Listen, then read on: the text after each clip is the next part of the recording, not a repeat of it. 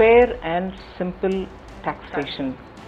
And if that is the attention with which, or that's the spirit with which he wants to look at the tax, framework that we have, we certainly would want the next nearest available occasion for the Finance Minister to talk about. I suppose that's the budget. That's right.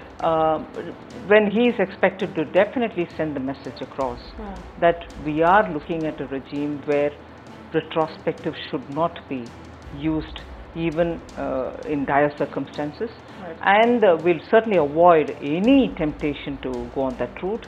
And the fact that yesterday you had an arbiter also appointed in that specific case shows very clearly that we are in favor of looking at simple, fair taxation. That looks like your government will finally sign off on two of the biggest tax reforms. One is the GST, the other is the GTC. It has gone through various amendments in Parliament. Is it finally ready? Is it finally taking shape, or will it have to go back to the cabinet? I guess the DTC has still a lot of work to be done.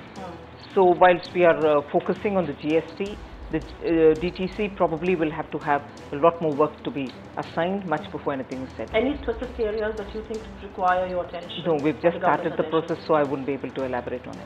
Some of the market participants are very keen to know that GAAR was supposed to be rolled out from this fiscal, at least the assessment period.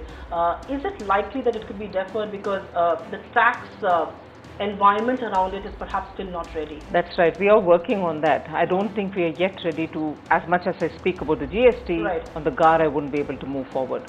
It has to have time given, a lot more, involvement of all of us and work to be done. So is it safe to presume it will take yet another year before we can roll out? I don't want to put time on it, but we will immediately start attending to that also. So a whole host of corporate Indian leaders have come and met you. Automakers are a very anxious lot. The sector is going through a very skewed slowdown. Sales have been down for almost to a decade low.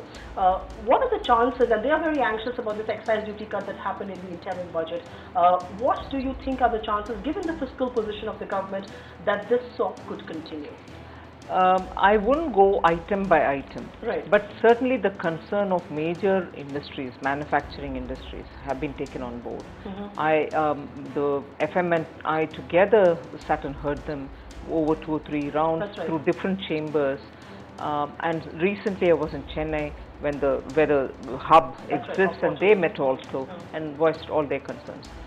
The FM is fairly seized to the matter, and I think there will be good lot of positive messages also in it. So little things have to be taken care of for the ease of doing business, and one of the things is the Companies Act. Corporate India chooses to call it arbitrary, draconian, many other names like that. Perhaps they're very anxious with the kind of proposals that have been made.